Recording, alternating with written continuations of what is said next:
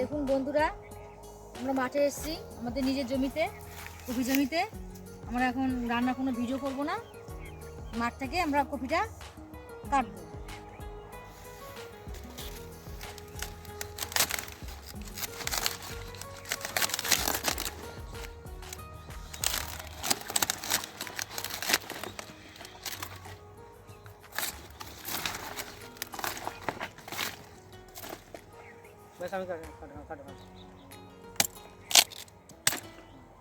দেখুন কত বড় কপি।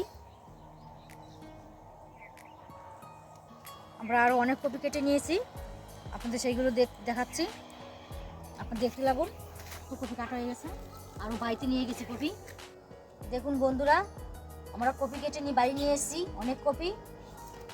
কালকে সকালবেলা এগুলো হাটে নিয়ে বিক্রি করব। এখন সাজিয়ে সাজিয়ে রাখছি, শিশির মধ্যে থাকলে কপিগুলো ভালো থাকবে, নরম হবে না কপিগুলো।